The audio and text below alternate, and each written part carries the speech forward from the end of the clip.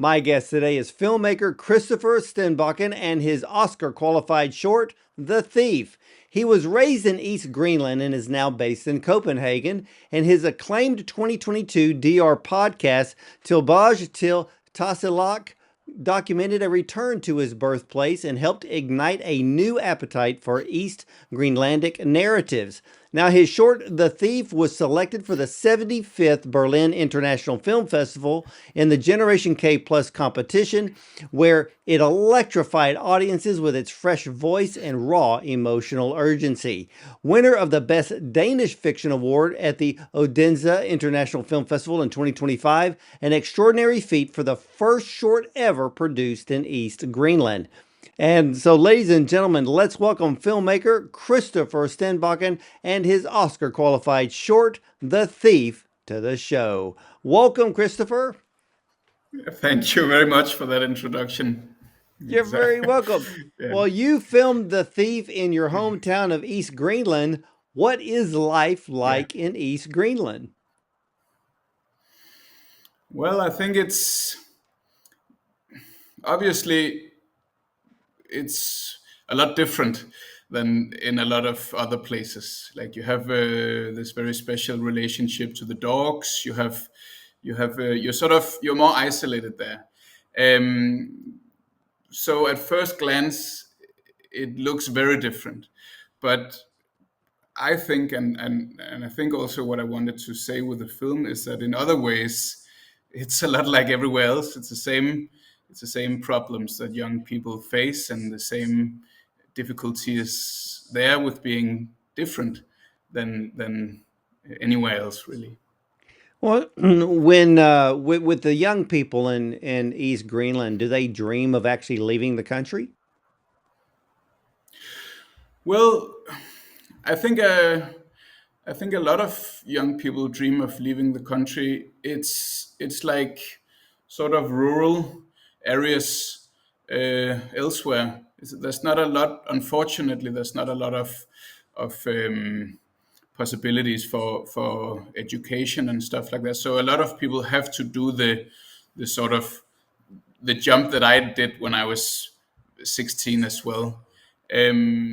But it's the other side of that is that also it's, I would say, the most traditional Greenland. It's the place where the dog sledding tradition is upheld um, very faithfully, and a lot of people live sort of traditional hunter fisher lives, and having grown up there, I mean, I had a great upbringing there and a great childhood, and I know how much the how much talent the young people there have if they get the chance. So that was definitely one of the main motivations for me to go there and sort of maybe give them a chance to show it to the world if I could. Well, is your film based on a personal story? It's, I would say, it's based on a true story actually. I I um I didn't want to write a script in Denmark and then go there and film it. To me, obviously, there's a lot of films being made in Greenland, but to me, they very often had the sense that somebody was writing a script elsewhere and then going to Greenland to film it. So you had like the setting was right, the language was sometimes right, but the stories didn't quite feel very Greenlandic to me. So I wanted to work the other way around. I wanted to make a story that felt as that came from the inside out, that came from Greenland and from East Greenland, Tasiilaq, and was told by those people. And that was really difficult because I had to go there without a script, and I had to somehow get funding for on almost nothing, but it was just really really rewarding. I i was there with two Greenlandic friends, one from Tasiilaq, one from the west coast, from Nuuk, and we just really spent a very long time with the young people of the town. I have obviously a huge advantage in that I know the place very well, and that a lot of people there know me also. So I felt like I had a big trust. Um, and we spent a very long time doing acting workshops, doing writing workshops, just following the kids even to work sometimes if they allowed us to look for a story. And then we found the story in Camilo Ignatiusen, who is the guy who plays Gary in the film. And it's, yeah. So all the actors are first time actors and everyone is from Greenland. Why was this so important to you? Because I know that you said that instead of having a script written in one location and then come to Greenland to film it, they lose the authenticity of their Yeah. stories, but you created everything there. And I understand, you know, as I've read, the actors are first time actors, uh, but they did such a wonderful job in this film. Yeah, and I mean, it's it's such a very specific place. I don't think a lot of people understand, but or maybe even care. But I care, and it's a different language than on the west coast of Greenland in Nuuk and the big cities, and in a lot of aspects, it's a different culture also. So it just absolutely had to be there for me, and also just to I don't think that there exists even one trained East Greenlandic actor, and I definitely wanted to do it in that language as well. Um, but I mean, I think the reason it worked, apart from obviously a big casting process and the guys in the film just having a huge talent and being really great, is also that the film sort of is very close to settings, emotions, that they knew. I We were doing workshops with, like, I think 75, 80 kids during a couple of months. And when I was doing the podcast you mentioned in the introduction, I'd seen a kid there who was walking around town with like a big white dog on a steel chain. And everywhere else in the world it might not seem very odd to be walking your dog, but in this specific place that's very strange, because dogs are chained and they're work animals and they're not pets, and you don't walk around with them. So I was interested in this guy, and then unfortunately he didn't show up for the workshop. So we had a whiteboard in the home we rented, and we just wrote, "Find the dog kid." And everywhere we went, we were looking for him. We were driving around town in like a rusty Lada. And then I saw him, and I was like, "Stop the car! Stop the car! I gotta talk to this kid. I want to know what he's about." And I got out of the car and I said, "We're doing film with the young people of the town. Do you want to talk to us?" And then he was like, "No." I was like, "Okay, that's disappointing." But then he said, "I can play some guitar for you." And I was like, "Sure, well, I'll take whatever I can get." So he was sitting on the hood of the broken down car that's in the film actually, and he was playing guitar, and I was looking around at the rest of the team, and everybody had tears in their eyes.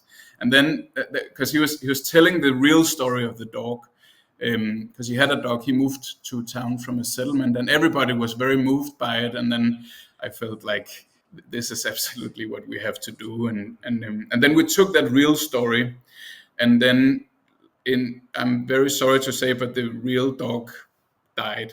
And I knew that I didn't want to do that for an ending for the film. So we just sort of together we jammed up what could have happened, sort of thing. But it really helped me in the whole process. And like your question was the acting, very much in the acting, I believe, because he knew the feelings of it.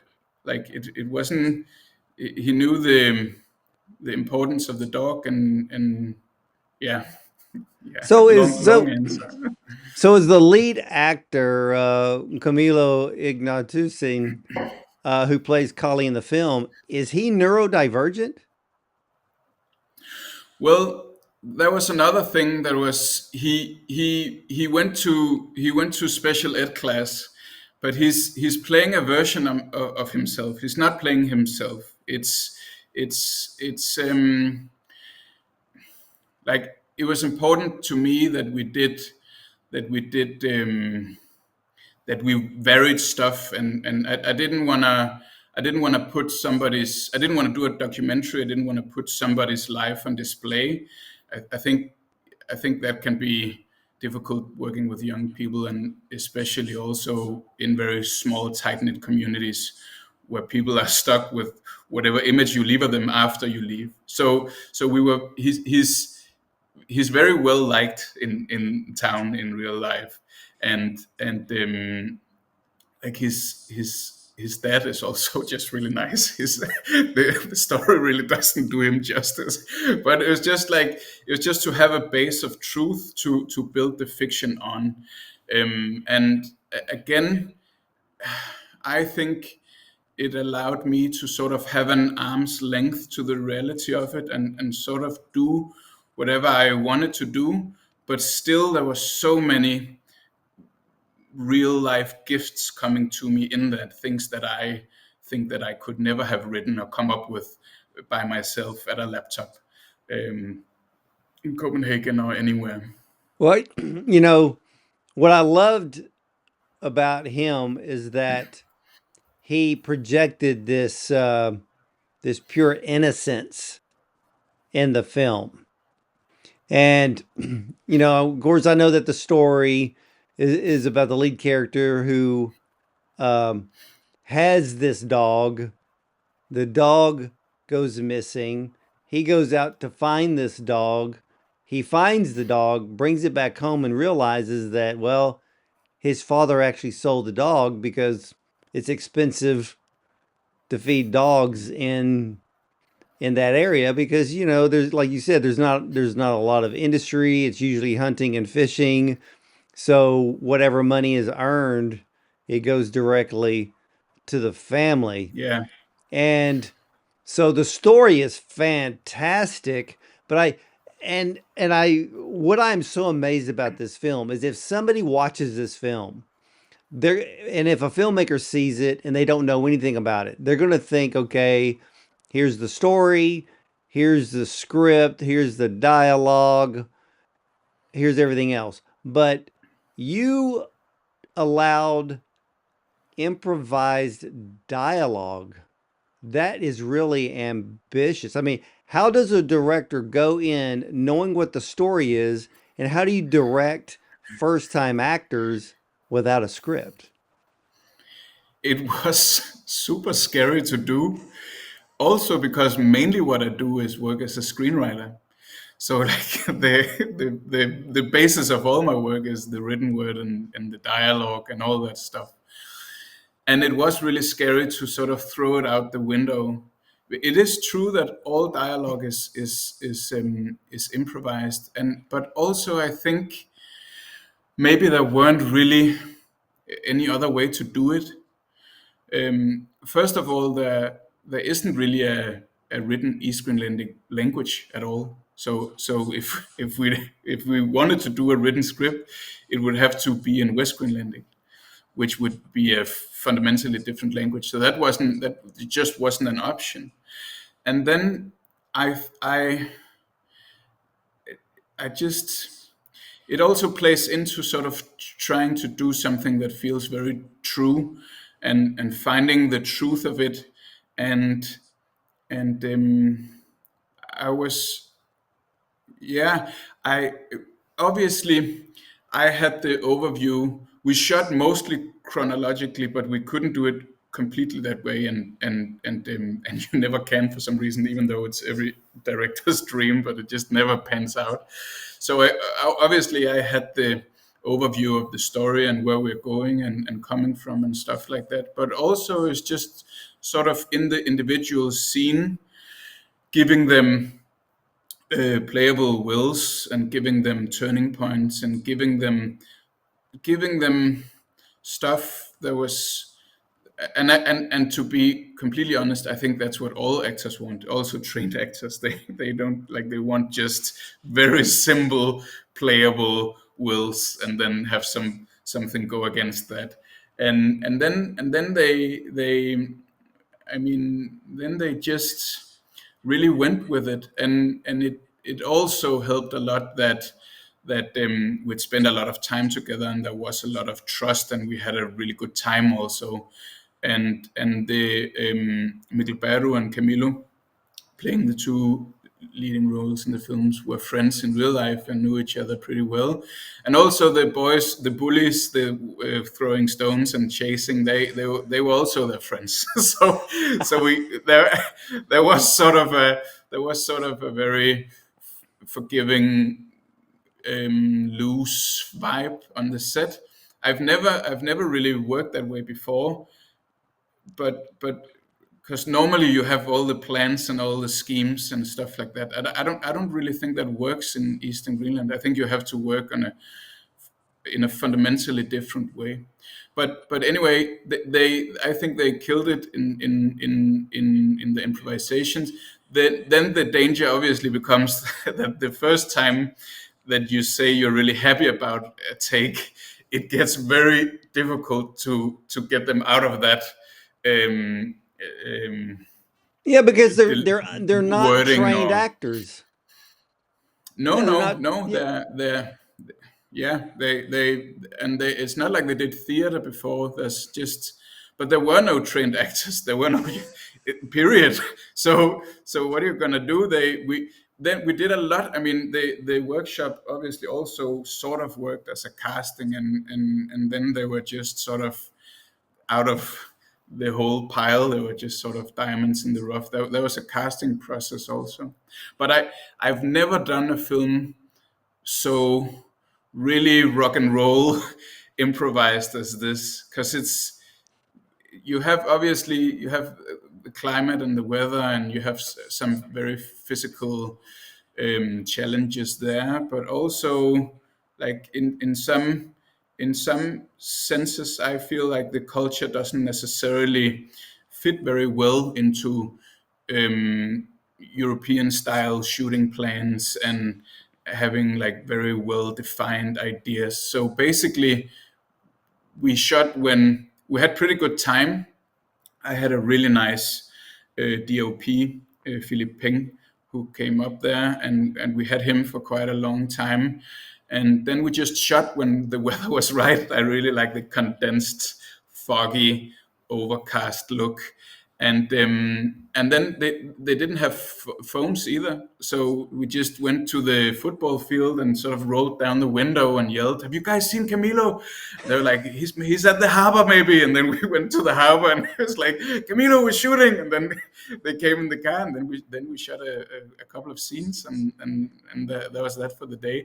It's yeah, I've it was sort of very, very liberating as a filmmaker, and a very rare chance to get to work like that also. I think every filmmaker should do a short film where they have to improvise everything. I think that just makes the skill set that much stronger because everything about this film is truly authentic and I love that.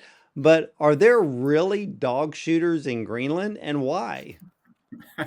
Yeah, yeah. The guy playing the dog shooter is an actor, and he I think he's probably the one actor in town that has been in anything. He was in a French film like a decade and a half ago or something. But the real dog shooter is called Ephraim, and I went to school with him, and I've known him most of my life. And the reason that you have a dog shooter is really that these kind of it's a different culture for the dogs with the dogs also. It's definitely not a pet, and also like Kali's relationship to his dog in that place, in that culture, is really strange. It's more like a classic European American pet relationship to the dog, and that's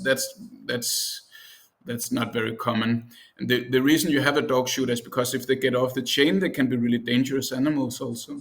Like they're it's a very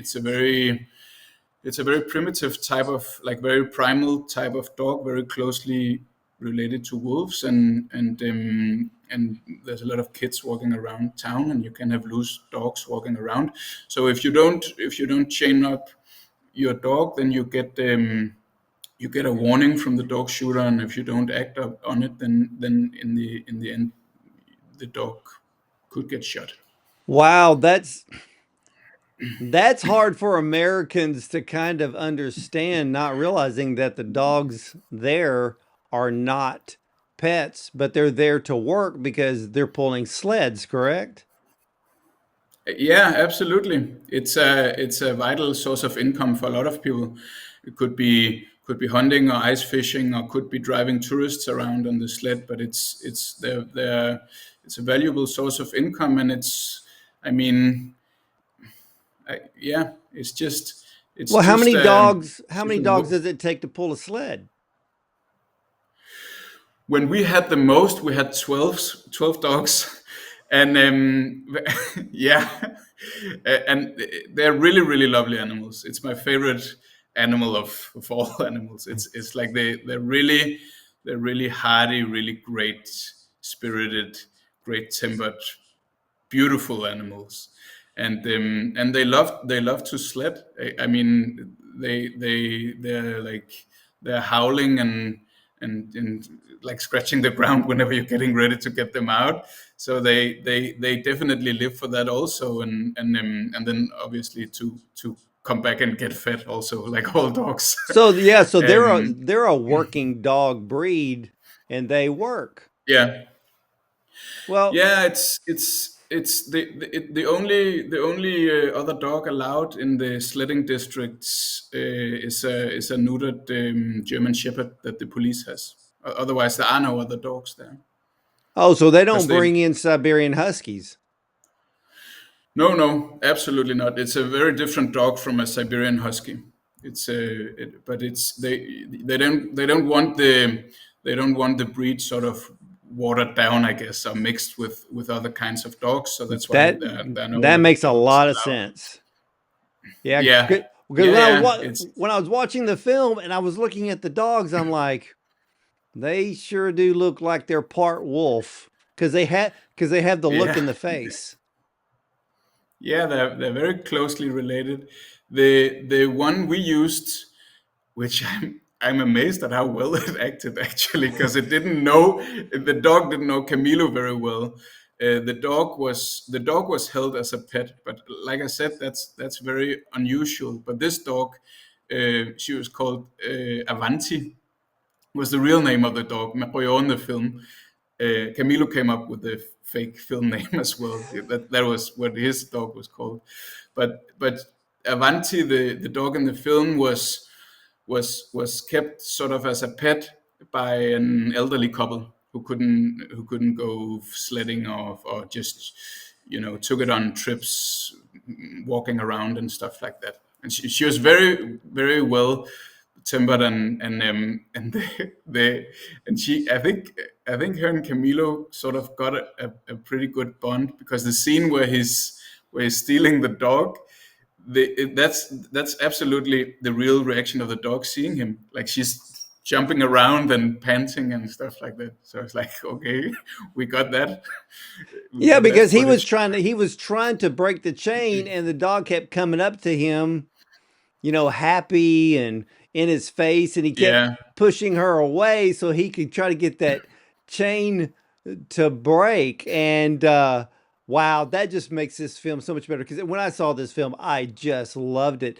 But when it comes to the story, you placed uh, Kali in a moral dilemma in this film. His dog goes missing and he goes out to look for it. He finds the yeah, dog, but learns that the dog yeah, wasn't stolen, but his father sold it because dogs are expensive to feed. Now he faces his dilemma to either keep the dog and be called the thief, and or he does the right thing and returns the dog to its new owner. For those who don't live in Greenland, That would be a very tough decision because humans become very Yeah, emotionally attached to their pets. absolutely, absolutely, and he is as well in the film. Um, I mean, yeah, I really liked sort of the thief um, changing ownership. You know, like first you think there's some thief out there, then Cardi turns out to be the thief, and then obviously the real thief, in my mind, as at least, is the dad. I mean, it's not that people in the Silak or in the sledding district don't love their dogs. Of course they do. It's just I think it's if you meet somebody who really grew up on the countryside, like in a farm and had animals like that, I think that's a comparable relationship to it. But I wanted him to to sort of to choose between this like I wanted Batila to sort of be his only friend, and I wanted him to make that choice, and I wanted him to do to do to be the bigger man, really, like to do a sort of a really a grown up hard choice, a righteous sort of thing to do. Yeah, one of my Yeah. favorite scenes in this film, um, and it's one of the things that made this film so endearing and relatable, was when Kali asked the Lord to help him make the right decision. He makes that small yet powerful prayer to make the right decision. Basically, he is seeking wisdom. Why was that scene so important to the film? Well, to me, the scene came also out of reality. It came also out of Camilo being a pretty devout Christian, and praying a lot, and he has this whole side to him also that I thought was just, I don't know, beautiful, and they that's one of the gifts that I also felt that just came to me out of reality. Another one is the one where he is where he's singing to the dog.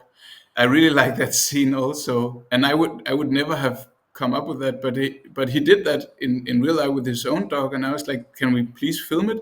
And then at first he was maybe a little bit embarrassed, and we talked it over, and then we tried it, and it was really moving in the twilight there. Um, a funny thing about the praying scene is that I mean, because he really is a devout Christian, he didn't want to do fake praying. He didn't wanna. He didn't want to and this is what I'm talking about with the whole push and pull. In the end of the film, it says that it's made in collaboration with the young people of the Silag, and to me, that really, really is genuine. It's really made in front of and behind the camera in very close, very earnest collaboration with them. But he didn't. The praying thing there was that he didn't want to do like a fake prayer where he wasn't praying for anything, and obviously he couldn't pray for a dog that he wasn't looking for. So and then I was like, okay, obviously I respect that, but also I really wanted my scene right. So we figured out a sort of a compromise, which was that the image part of the scene is just him praying for real about some other stuff that he thought, and I was allowed to film that, and I filmed that. And then we did the dialogue for the film, like the audio track. We just did ADR, just did an audio recording where he was whispering, and just put that under the images. So everybody, everybody got what they wanted, and nobody was forced to fake praying. Oh, wow. That just makes this film so much better because, like I said, after I watched the film the first time, I just loved it. And then I went back to watch, the scenes just by themselves. And, but it was that scene, like you said, when he sings to the dog. Those are two very beautiful scenes, but they just becomes even more probably one of the most authentic films this season in the genre of short films. And for you, since you're one of the few filmmakers that have ever filmed in Greenland, And I also noticed the changes in outdoor lighting. So what are the challenges of filming in a place like Greenland? And you and I've already mentioned that the film Ivaloo, which was filmed there just a couple of years ago, that's the only other film I know that's ever been filmed in Greenland, especially for a short Well, film. that's filmed in Western Greenland, and most of the films in Greenland are filmed in the on the west coast because it's more accessible and you have more infrastructure and you have trained actors in that part of the country who are actually pretty great, if you ask me. But we didn't have that where I'm from in that district. I mean, the challenges are just there are a lot of challenges. The cost of going there, the I mean, it's just it's very remote, and it's you can I was up there doing some extra sound recording last year in January. I was supposed to be gone for a week. I ended up being gone for a month because of bad weather and snow, and then some technical issues with the helicopter. So I was 21 days delayed, which to me was great. I was shooting ptarmigan and driving snowmobiles with friends, but I think my wife was less than pleased about it. There's there's this huge element of unpredictability for sure, and yeah, I mean, we were four people behind the camera on this because I couldn't afford to bring anyone else. So what we had in the light department was just absolutely minuscule. It was and it that's also one of the reasons I wanted to do something that took place a great deal of the time outside, because then you have, well, you have free lighting, and the sea lake is in my mind the most beautiful um, town in all of Greenland, so it just made sense there. And I mean, yeah, it's just a very skeleton crew, but again, that played into the flexibility that we had. That was also the reason why we could work the way we worked, and I think a very stiff um, filmmaking machine would have gotten us very stuck a lot of times. Yeah. Wow. Wow. This absolutely incredible. Now, when the film has been shown at past film festivals, what has been the audience's reaction to the film? Well, I the the primary audience I had in my mind making the film actually was very strange, but the town has a Facebook group called the Sea Info, where everybody, like, if somebody loses their gloves or somebody wants to sell a stove or whatever, it takes place in that Facebook group. That Facebook group, in my mind, was my main audience doing the film. And as you said, we premiered. We're very lucky to be invited to premiere at the Berlinale. But I actually had a sort of a secret sneak premiere in the Youth Culture House in the Silac before that, and to me that was the most nerve-wracking um, premiere of a screening of all of them, because I mean, outside of Eastern Greenland, you can get away with stuff in terms of language, in terms of culture, in terms of hiding things that people don't know how. But up there, everybody knows the world, and people were. I was very relieved that people received the film very well, and that was one of the reasons for me to do it. I really wanted to do something that people there could feel was genuine from their point of view, and be proud of, and I hope I've succeeded in that to some degree.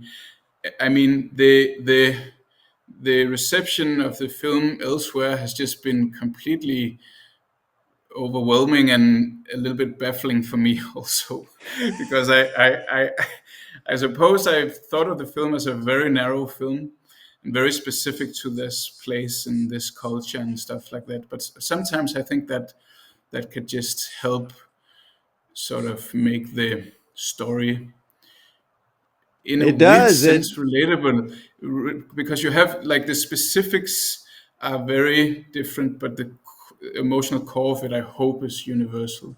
At least that's my that's my idea. well, the film is But yeah, beautiful. it's It's authentic. And I love the fact that and I've seen so many films this year, this one really stands out because of the backstory on how this film was made. But, now it's Oscar qualified. How does it feel to be Oscar qualified? well, that feels crazy. I called the boys up on FaceTime when I was told, and they were just mind blown as well. So yeah, let's see where it goes. I'm just really happy that the film has such a rich life and goes on a lot of festivals. I think it's been like 45 or something now, which none of us obviously could have had any chance of imagining when we were going around six people in the sea, like shooting the stuff. Well, it is an incredible film. And ladies and gentlemen, Christopher Stenbakken's Oscar qualified short, The Thief, is the most authentic film in 2025. He went back to his hometown in East Greenland and filmed with non actors, used improvised dialogue, including a young performer from special education whose quiet intensity grounds the story. It becomes a vivid portrait of adolescence at the edge of the world, told by a community rarely seen on screen. This film is so beautiful on so many levels, and I'm not talking about the vast landscape of Greenland. It's beautiful because it is so authentic. The film has emotional depth that truly comes natural, not forced or acted from a script. This is the truest art of filmmaking, and Christopher Stenbakken has dared to do what many won't do. The Thief is the definition, again, authentic filmmaking. It's no wonder it's in the running for the Oscar shortlist. And Christopher, thank you so much for sharing this amazing film with me today. I absolutely love it. Thank you very much for having me. It was a real pleasure. You're very, very welcome. And ladies and gentlemen, whenever you have the opportunity to see The Thief, you need to watch it. And for all of you filmmakers out there, well, sometimes you may just want to throw the script away, grab a camera, find some non actors, and wing it. You never know what may happen. And it may teach you even more about filmmaking than what you knew before. And for the rest of you, ladies and gentlemen, well, you can catch all of the Bond on Cinema interviews at bondoncinema.com. Check out our Prime show, our YouTube channel, and you can listen to us on Spotify, iTunes, Audible, and more. And remember, you'll either see me at the movies or from the red carpet.